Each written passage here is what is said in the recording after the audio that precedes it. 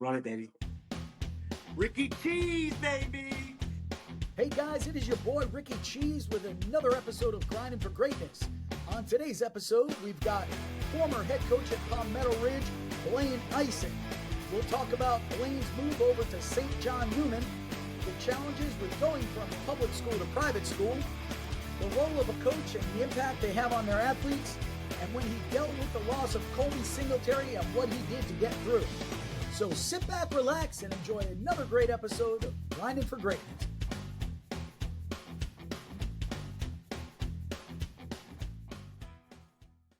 Good evening, ladies and gentlemen. It is your boy Ricky Cheese with Grinding for Greatness, the official podcast for the FloridaWrestlingRoom.com website. We have a really special guest here tonight. I'm very glad he accepted the invitation to come on.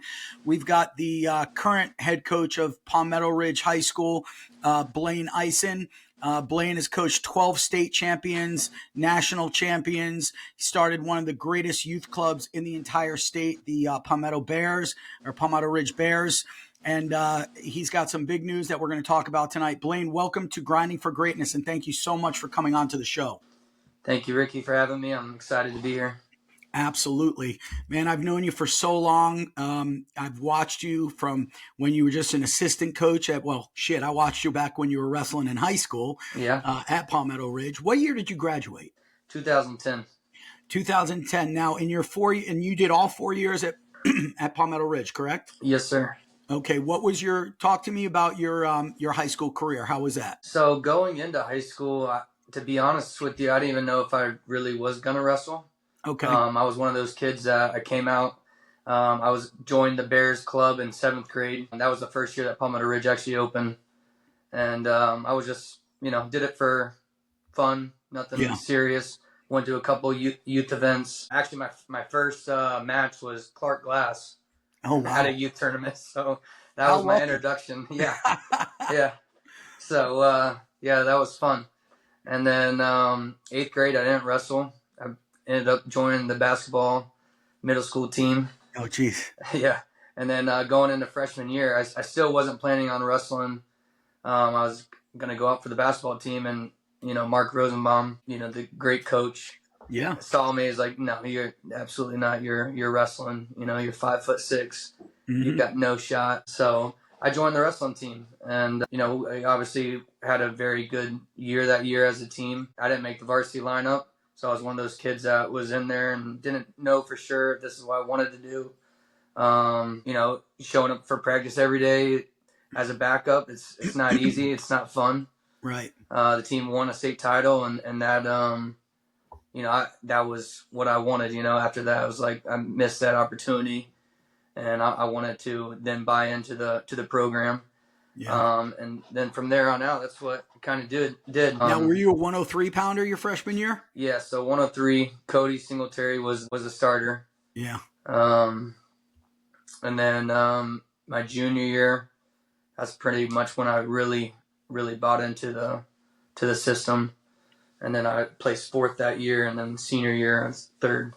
Nice. So 2-time state placer. That's awesome. So after high school, now, did you wrestle in college or did you not wrestle in college? No, I actually stuck around, and that's when I started coaching right away. I was one of those kids that, was going into my senior year, ranked number 1, won a lot of big tournaments.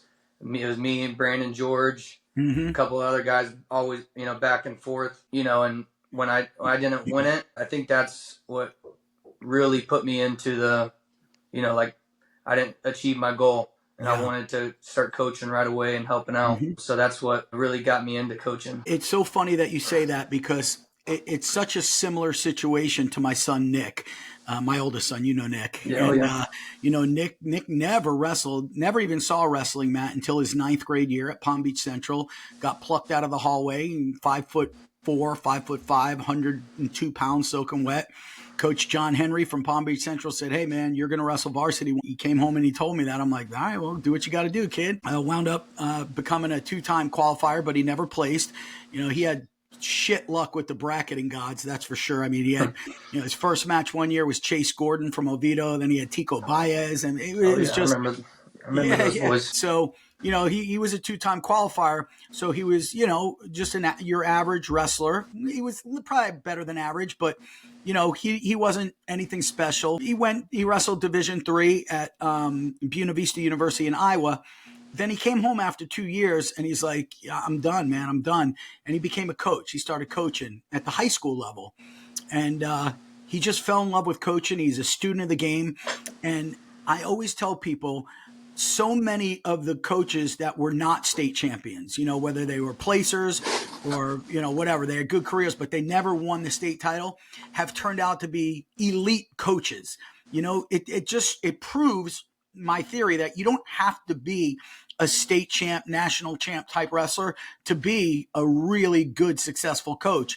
And you and Nick are 2 prime examples because you've accomplished amazing things. Nick friggin' coached at the college level, for crying out loud. So yeah, kudos to you, man. And you know what? You probably touched more lives than you ever would as if, you went another route. So I think coaching was definitely the right choice for you. So you've been with the Palmetto Ridge program for 20-something years now, right? Yeah, since day one. I mean, literally since the day that school opened, and it's, 20, I think it's 20 years I've been a part of it. It's got to be a little bittersweet then, huh? Leaving and going to. It's very bittersweet. It's not an easy decision by any means, that's for sure. Yeah, so for those listening, Blaine was offered a head coaching job to start a brand new program at St. John Neumann, which is in Naples. It's a private Catholic school. They'll be in 1A, I would imagine. And, he's starting from scratch. So it's a great opportunity for you, Blaine. I understand the reasons why you're doing it. For those that don't realize, why a guy like you that built a successful program that probably has many more years of great successes at Palmetto Ridge would leave the program after building it up, after having the relationships that you have. So what is the reason and how did you come to the decision? I'm sure it had to be difficult. Yeah, like I said, there definitely was not an easy decision. Right. There was many, many nights. Still to this, I'd be lying if I said I still don't, wake up and think in the middle of the night, am I making the right decision? Right. But I think with anything in life, hard decisions is how you're going to grow as a person. Me as a father and stuff too. That's another thing I got to start thinking about. Mm-hmm. The route for my children. So there's a lot that goes into it. Obviously, the biggest one with public schools is especially in Collier County. I don't know how it is across the state, but they're very, very strict on the zoning around here. And with all the growth that's been in Florida, we got so many people moving here every single day. Oh, yeah. Collier County is, just blowing up. Yep. And they just built a new high school. And so they rezoned our whole county, and all of our schools are slap full. Now, so, our kid with the new high school and the new zoning, are current Palmetto Ridge students on your team getting zoned off to other schools now?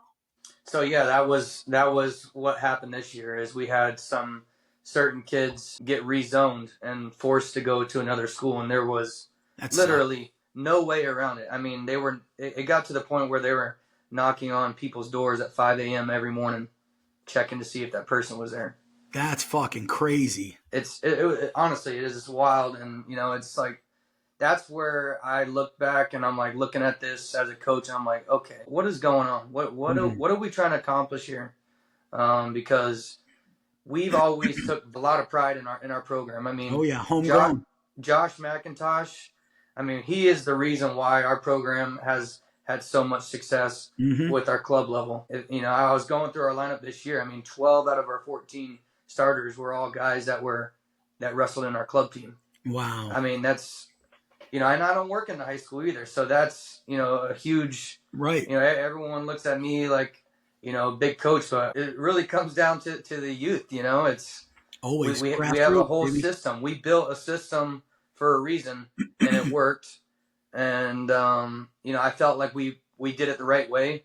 Like I said, all of our kids, not only are they homegrown, they literally live right next to the high school. Right. So we don't have a big club across the county of kids. They all live right there by the school. And, when I saw that, okay, we're having trouble getting our own kids in, It's like, come on, I have a problem with that, because our kids, they come through our system. They want to wrestle for our coaching staff. Of course. They've been part of the youth program, the Bear program, for so long. They come to all the dual meets and they're showing up and supporting. They're looking to be a Bear, and then, because of the way certain things, politics really, that kind of gets stripped from them. And, that's not to bash our school system or Palmetto Ridge, because Palmetto Ridge has been nothing but just great to me as a coach. But it's the way it is. And, that's the way it is across the board for the public school system here in Collier County. And I want our kids to be able to come and wrestle for us if they want to. Absolutely. Absolutely. Well, I tell you what, man, there's something to be said about private schools, because anybody can go there. And you know what? You can't tell a parent, hey, you can't send your kid there. He's got to go here. Oh, bullshit. I'm going to send my fucking kid where I want to send my kid. Number one, you're going to be able to offer them a top-notch education, private school education. They're going to get to stay. If they want to go to St. John, they can, and they'll get to stay with you. And of course, that'll be completely up to the families. But I have a funny feeling that, they're going to do what they need to do, which will be the right thing in my eyes, and go over there. But regardless of whatever happens with that, I know you're going to build a very successful program, because you've got the blueprint down already. It's youth club, grassroots, start them young and groom them up. And it really sucks what you just mentioned about, these kids are getting shipped off, because you're right. They start with the Bears. They want to be a Bear. That's like, it's something, there's pride in that. They see these kids, the Singletaries.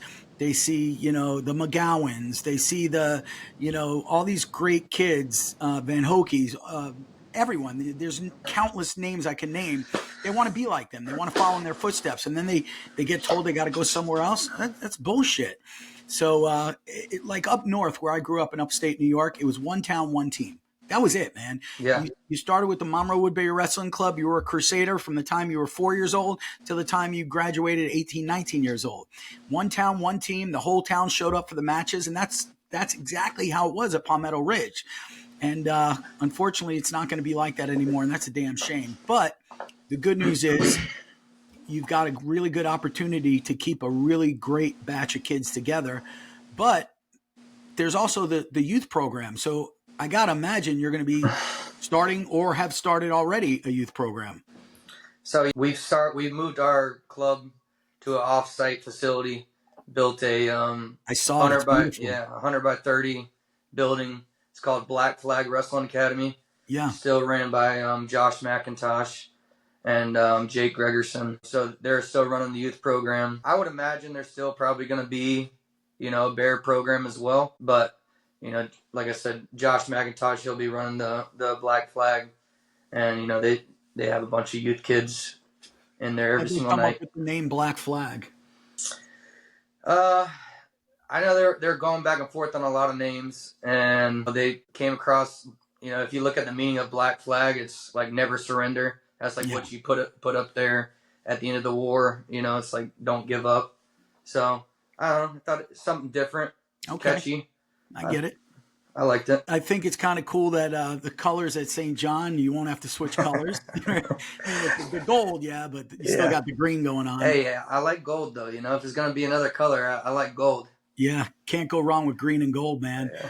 So let me ask you this, man. How did you break it to the kids? Like, did you call each one individually? Did you say, hey, guys, I need to get together and just talk to them as like a family? Like, how did that happen? I talked to a lot of them individually at first, and then, we talked through the year. I didn't want it to be a big shock to the kids or really even to the school. I mean, I sat down with the school last summer and told them kind of, not that it was happening, that it was something that's, possible. And I didn't want any, how rumors get started. Right, of course. The biggest thing I didn't want this season was, this distraction, as a team. So, I was upfront with and honest with the kids from the beginning, and we did a lot of talking throughout the year. And, anytime it got brought up, I just say, hey, look, this is what we have in front of us right now. We're focused on this. We'll have plenty of time to talk after season. We still have a goal in front of us. Mm-hmm. How do you feel about, I'm going to tell you right now, whether you want to believe it or not, but you already probably know this. Anytime you're a coach of a private school, people are going to point their finger and go, that fucker's recruiting. That fucker's Yeah. recruiting. It's going to happen. You can bet your ass it's going to happen. How do you feel about that? Like, what's your answer to that? I don't even, put anything into something like that. I mean, you hear it across public schools. Exactly. I mean, name the top public schools. You hear Right. people say, "Oh, they're recruiting." Yep. I mean, Yep. I've always felt like, me as a coach, if someone wanted to leave my program and go somewhere else, then those are the people that Mm-hmm. it is what it is. I'm always like, never burn a bridge. I hope them the best of luck. Sure. Hey, this is what we're here doing. If you feel like, as a parent, that this is the best, I always feel like, as a parent, like, hey, if this is what you think is the best decision, as for your family, Yeah. then I support you. And guess what? At the end of the day, it is what it is. I still would support your kid and help them any way I can. Yeah. I went through it myself, and I wasn't even a coach. Obviously, Bryce started at Palm Beach Central, went over his 1 year, went to American Heritage, did not like it there at all. And then his last 2 years, obviously, he finished at St. Thomas Aquinas in Fort Lauderdale. And everybody, they finally recruited him. I said, motherfucker, he wasn't recruited, dude. I went to them, dude. I went to St. Thomas and said, hey, I went here. I want my son to go here. I want my kid with Aronoff. I want him with the best room possible. And for him, it was the best room. And Aronoff got him. And I think it paid off, didn't it? Yeah, absolutely. He won a state title for sure. Absolutely. And, and then they're like, oh, that's bullshit. Well, how did you pay for it? I'm like, first of all, none of your fucking business. But second of all, if you must know, with Catholic parochial schools, there's something called financial aid. It's through the archdiocese. And you can apply and you will qualify if you make under a certain amount. So, anybody that wants to go to any private school, whether it's your school, St. Thomas, wherever, there's financial aid. There's ways to do it. And it's not about recruiting and all that other bullshit. If it's a good program and you like the coach and it's a good education, send your damn kid there. You'd be doing them an injustice if you didn't, in my eyes. That's just how I feel. Everyone's different. You know what? The coaches, I will say this, as a coach, I feel like there are a lot of coaches out there that are so quick to throw that, they're recruiting. Yeah. How about, us coaches should take some accountability and look in the mirror and say, why is someone trying to leave my program? Am I doing all the right things as a coach to make sure my athletes are wanting to be here? Are we doing the off-season stuff, or are we just a part-time coach and we're coaching for 3 months? Because hey, that's why I hold my kids to a higher standard. I hold our coaches a higher standard, because we got to be out there grinding just as much as the kids. Absolutely. That's one thing that Palmetto Ridge has always done. They're year-round program. There's no off-season at Palmetto Ridge. There's no off-season at South Dade. There's no off-season at Somerset. And why are these programs tops? You guys are always top 5. Somerset just won a state title. Fucking South Dade is on their 25th, I think. There's no secret. There's one asterisk in there. There is. Palmetto Ridge did knock them off. That was crazy, bro. I remember that, man. How did that feel, bro? I mean, obviously, I know you respect Vic, but absolutely. I mean, the guy coached against you when you were in school. How did that feel, beating a guy like that? Honestly, it was an amazing feeling. Like I said, I've always felt like, since my senior year, that there was a little bit of hole in my heart. That I didn't achieve what I set out to do. Yeah. And when we did that, like, to win a state title, like, something like for that to happen the way it did. I think you could go back and wrestle that duel, 10 times. It's going to go 5-5. Yeah. And it was amazing. Like, everything fell into place. Everything worked out. We didn't win the coin flip, but, we had a good game plan. I don't think Vic, he thought I was going to do something else. We actually wrestled in the preseason, and he moved his whole lineup around. I just kept mine straight up, because I wasn't going to play my hand early. I knew we were going to see each other in the duels. Yeah. So I did a little changing when we saw them in that semifinal duel, and I looked over. I know he wasn't expecting it, but it was awesome. With everything that happened the year before, too, with the year before with Colby and stuff. It was just it was a special moment, very special I'm moment. sure it was. What was the move that you made that you think he wasn't ready for? What was that move? I bumped my 70-pounder up. Who was that? Lenny Feliciano.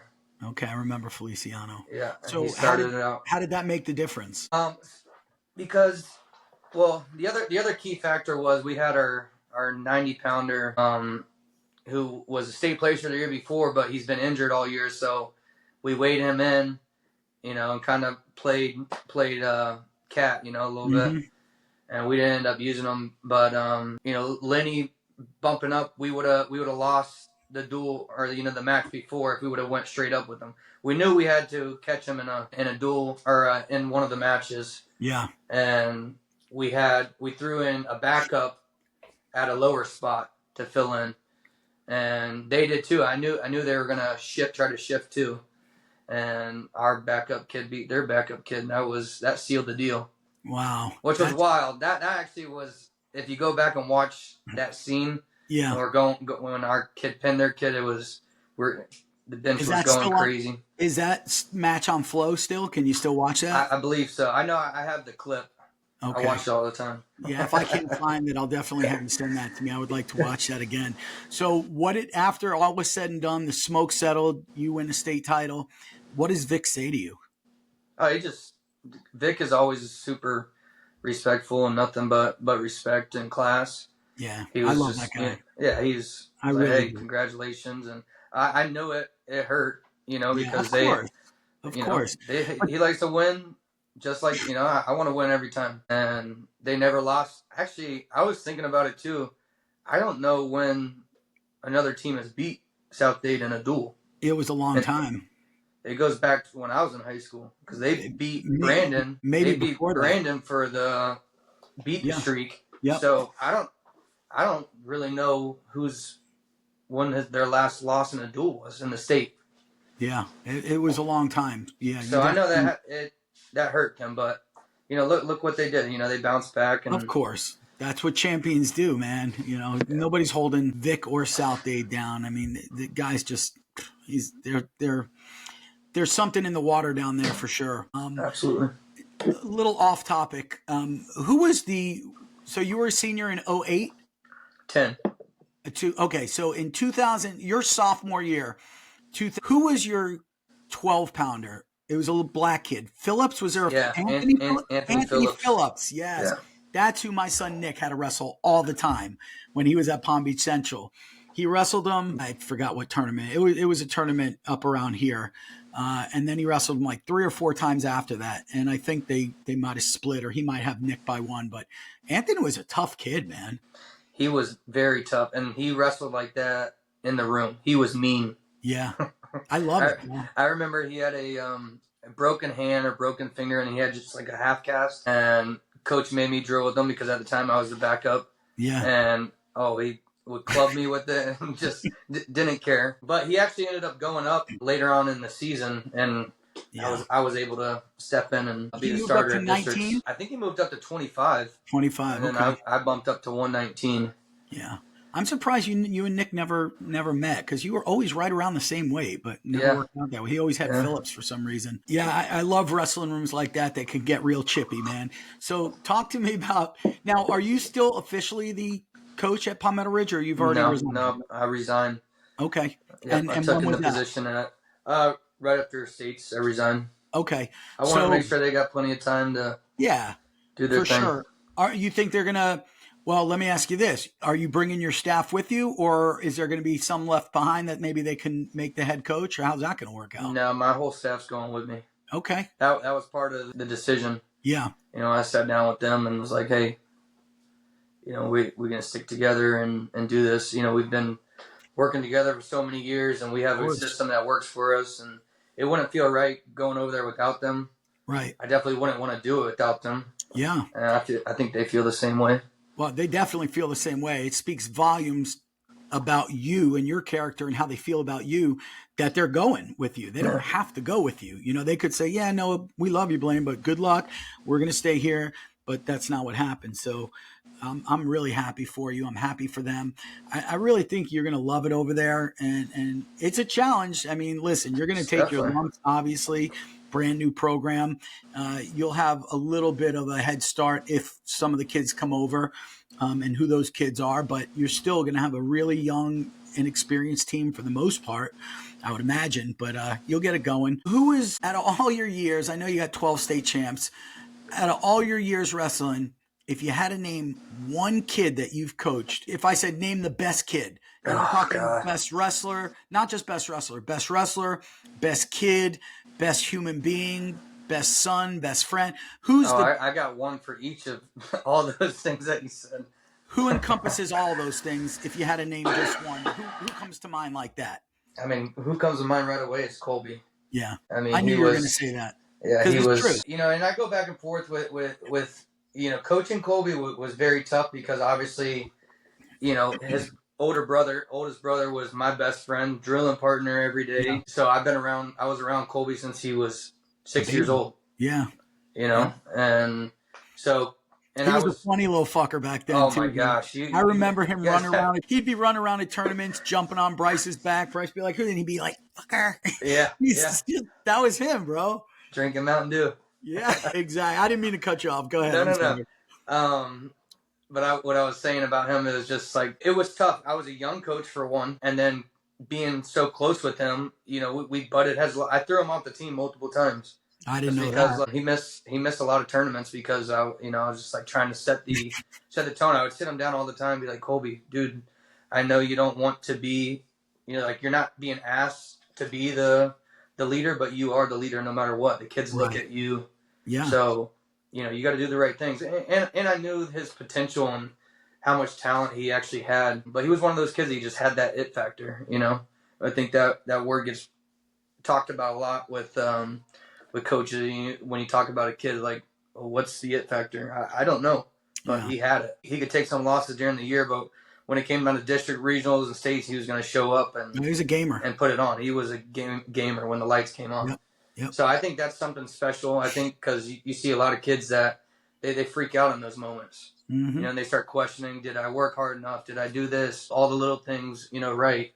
And for him, it didn't matter. It was like, that guy's standing in front of me. I'm going to go get him. So I think that has something to do with it. Another one, Brendan Van Hookey, he was, as far as most talented, I'd say he's right up there.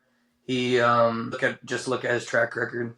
Oh, he's had a hell of a year at Little Rock. Yeah, he's doing well in college now. But in high school, he wrestled all the big tournaments, was right there at the top. Yep. Fargo champ, Ironman. He should have had PJ Duke beat. And then I think another big one with Tyler Washburn. Yeah. Another gamer.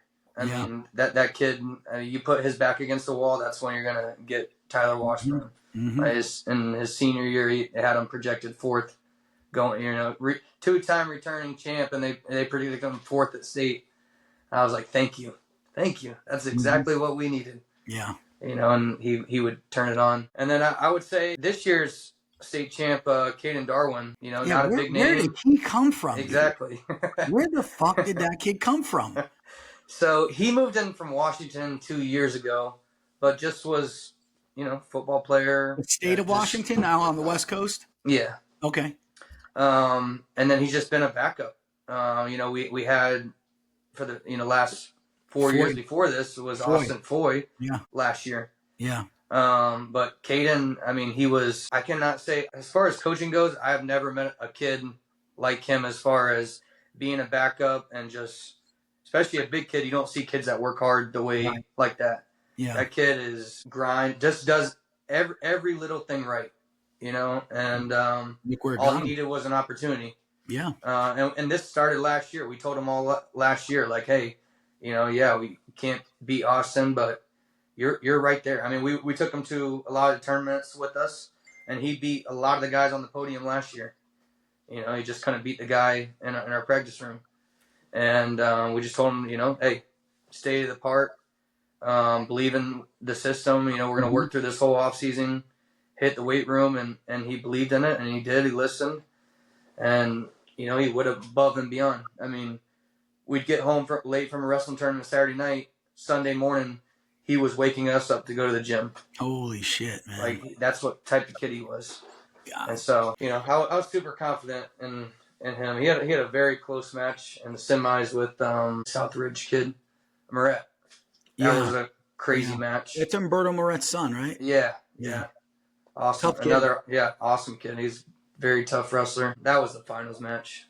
I think I'm probably seen that picture of, I think Dan Ward posted where I'm jumped up in the middle of the air. Yeah. That was just all the motions coming out because a kid that, that deserves it more than anyone. Mm-hmm. They pull out a tough win, a gritty win, and that's why I love coaching right there. Yeah. He finished undefeated, right? No, so he lost in the Braves Invitational to who did he lose to? To the kid that won in 1A, Gray. I think it's Tim Gray. Oh, Tim Gray from Crystal River, yeah. So we beat him at knockout. Another big football player. Yeah, we beat him in the knockout final, and then we lost to him at the Braves. I mean, it was a close match. Another great kid. They talked a lot and got along well, but yeah. So that whole batch of heavyweights, Ryder Luck, Tim Gray, your kid, just all good kids, man. Yeah. I don't know what it is with the heavyweights this year, but there was a good crop of heavyweights, man. And they were all in that tournament at the Braves Invitational, all three of them. And then you add in the Charlotte kid who was the runner-up to Charlotte Luck. kid too. Yep. Heavyweights this year were tough. They were very tough. It's a great year. So let me go back to St. John Neumann. What kind of culture are you going to bring to that program? What's the culture going to be like at that school? We're going to build that family atmosphere, and just try to get them to believe right away that we're here to go out there and let our name be known right away. I mean, obviously it's going to be a first year program, so a lot of people are not going to know who we are. So right. We have the opportunity right off the bat to try to show them who we are. Mm-hmm. So, bringing in that hardworking mentality that nothing's given to you. You got to go out there and earn it. I mean, It's very clear in the sport. There is no secret sauce, especially, as coaches. You got to go out there and put the time in and put the time into your kids and get them ready for the competition. For sure. Now, you mentioned family atmosphere, and everybody says that. Oh, our team's like a family. Our team's like a family. How do you fucking do that? I think there's a lot to it. I mean, truly, when I say family atmosphere, I mean spending time with those kids off the mat, going out and doing stuff with them, having them over for cookouts. I mean, literally being there for them no matter what. Like, hey, as a coach, we are another parent to you. I know always looked at my coach as someone that I could go to and trust. So I've always told my kids, like, no matter what, I'm one phone call away. All of our coaching staff, we're one phone call away. If you need anything, we're going to be, no questions asked, we're going to be right there for you. And how many times have you had to prove that over the years? I got to be honest. I mean, honestly, I've been pretty fortunate with kids. I mean, as far as we've had, the kids know what we expect from them. We hold them to a high standard. Of course, we've had some kids that slipped up, and we had to, Well, that's kids. That's exactly being kids. But for the most part, we've had a lot of great kids. That's good. But we set the tone right from the beginning. We tell them, hey, this is the way it's going to be. If you don't, I say it all the time. Like, you guys don't have to be in here. You have to show up for school. You don't have to show up for wrestling practice. Right. So if you don't want to be here, by all means, there's 4 doors. Go ahead, pick one. Right. I let that known right from the beginning. Yeah, and then you're guaranteed to get the ones that want to be there and work hard. So that's awesome. Now, you're a father, you're a husband. How does your wife deal with this? How does she deal with having to share her husband with other kids? With you have other kids. It's like you have your own. I'm engaged right now. Oh, okay. She's still same thing, dude. Yeah. Same thing. So how does she deal with having to share you, or does she embrace it? Is she part of it? No, I think that as far as, picking a partner, I'm sure a lot of coaches have this when they're picking their partner, like, hey, this is who we are. I've been a coach, like I said, literally since I was 18. Yeah. So, any person that I ever, thought about spending my life with, I let them know, like, this is who I am. This is what I truly feel like I was put in this world to do. Mm-hmm. And, and so the biggest thing I think is to find someone else that believes in you as just as much as, program believes in you. So my fiance, she's checks all those boxes. That's awesome. Yeah. When's the wedding? Do you have a date picked yet? No, not yet. There's no rush. You get your whole lives ahead of you, man. And how many children do you guys have? 2. 2 boys, right? Yeah, 2 boys. 2 little wrestlers. So what are their names and their ages? Yeah, Bryce is 6. Good name. And Braden, he'll be 5 this month. Awesome. So I know Bryce wrestles already.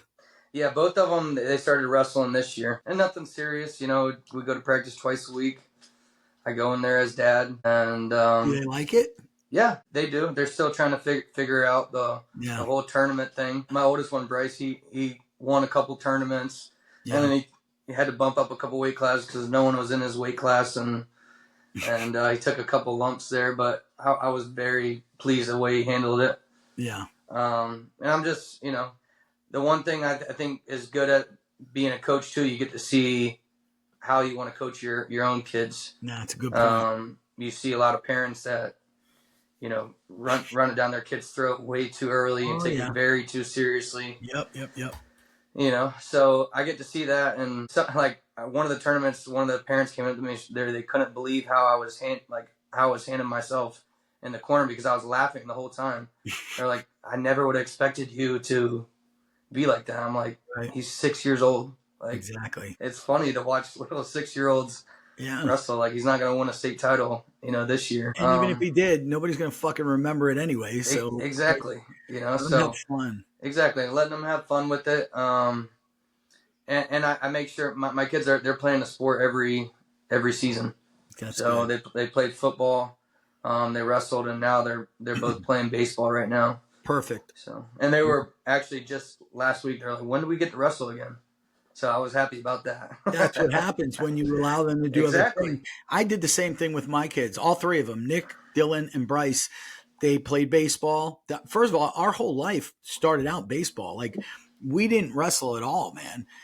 Everything was baseball. We lived in Okeechobee Park, which is right off of Forest Hill Boulevard in Wellington. We literally lived at the park, and 24/7 we were there. They were good athletes, so they made every travel team, every all-star team. And then, of course, with the travel, we were going everywhere. We did the Cooperstown Dreams Park tournament twice, which was incredible. So our whole life was baseball. And then when they started wrestling, they were like, can we still play baseball and football? I'm like, fuck yeah, dude. I demand that you do that. And it just gives them a break, man. Listen, when they're kids, let them be kids.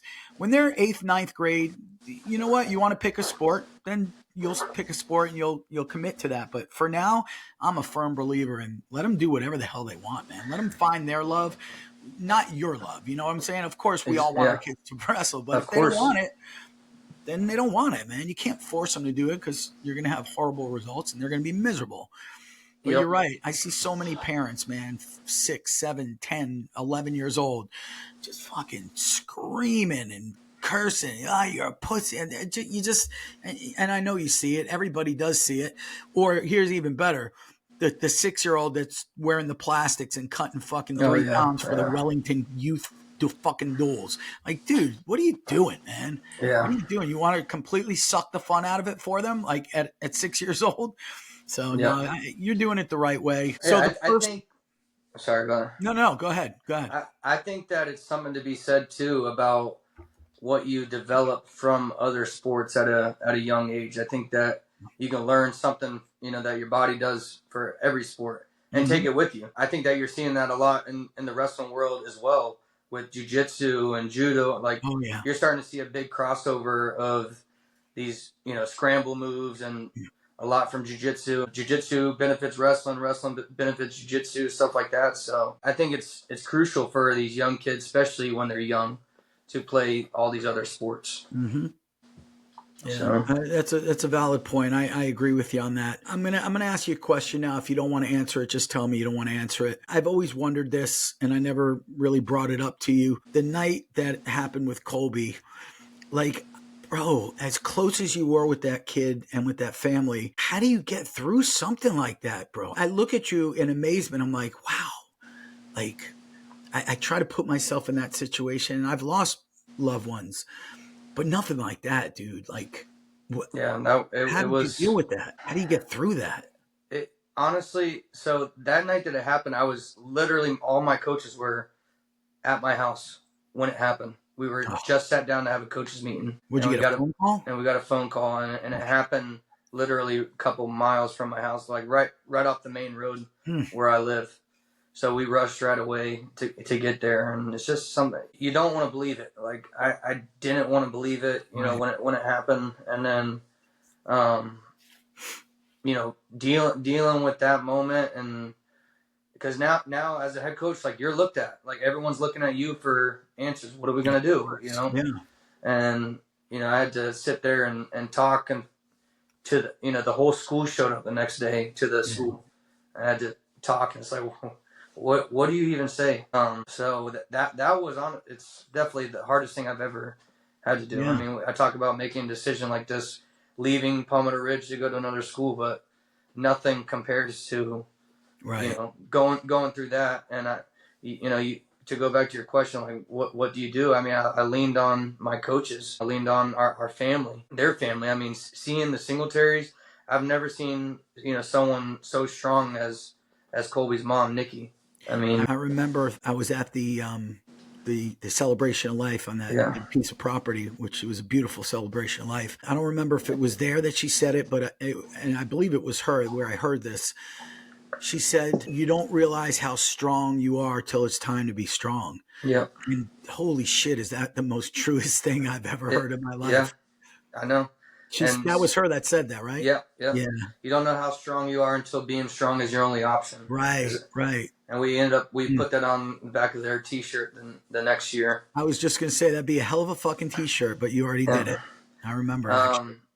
But yeah, I'll be completely honest too. I was always a person that never believed in like depression or anything like that, and I felt like I was in a dark place for a while. I mean, Dude. not like I was turning to alcohol and drugs or anything like that. No, I get it. But like I just, I had to drive by it every single day when I leave and come back home.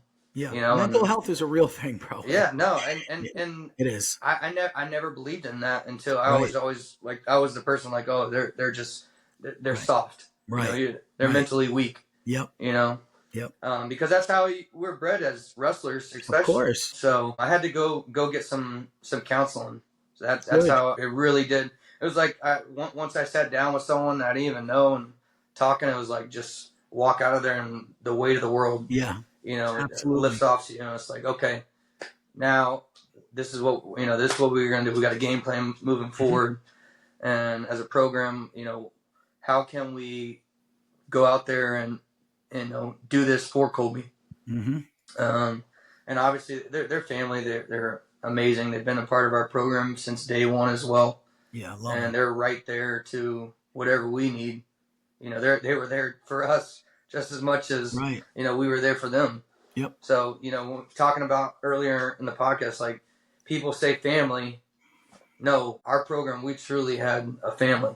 Yeah, I believe that because I've seen it. I've seen how you guys operate. I've seen the closeness. You can, when it's a genuine love, you can, from an outsider looking in, you really can sense that. And you definitely sense it. Even the little tiniest things, the tournaments that you guys hold, those hospitality rooms, your people step up, man. They have they just make sure everything is first class for you.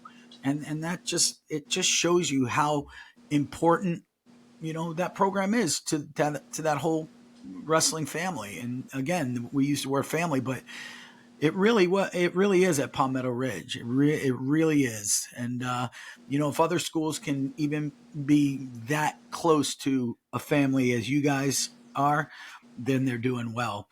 But yeah, man, I'm really, really happy for you, Blaine. I know you're going to do huge things. Who do you think is going to be your big rival? First Baptist? They're the closest private school, right? Yeah, First Baptist, I'm sure is going to be a big rival. They kind of, when all of that coaching staff and a lot of those kids were at the Golden Gate, the Titans.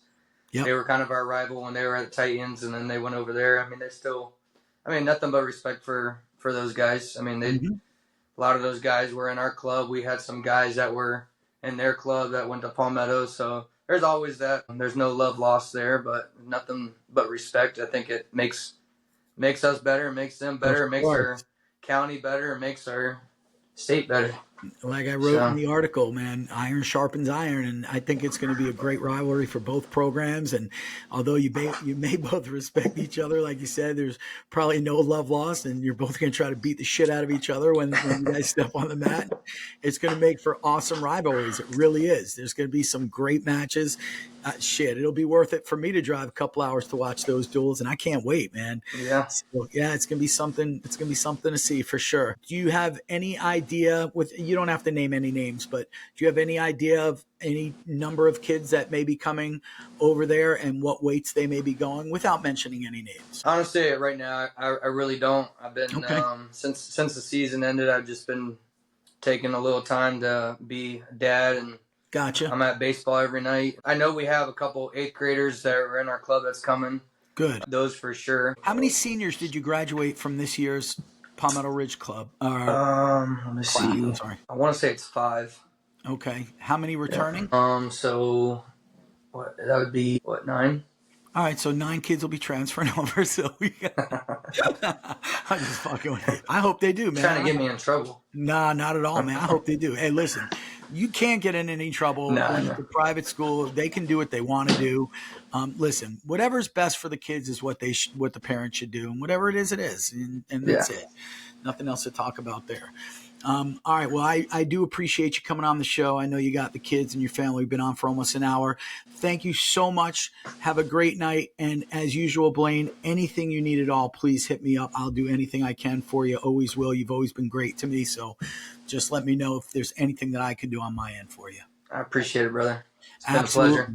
Thank you so much. Remember, people, keep grinding for greatness with the Florida Wrestling. Keep your eye out for Coach Blaine Ison and the new Celtics of St. John Neumann in Naples. Have a great night, and we'll get you on the next podcast. Take care. Hey guys, Ricky Cheese here. Thanks for listening to the show. Remember, you can watch Grinding for Greatness on Spotify, Apple Podcasts, or the GFG YouTube channel. Please subscribe, like, and leave a comment on your favorite episode and who you'd like to see next on the show. I'll see y'all soon on the next episode of Grinding for Greatness.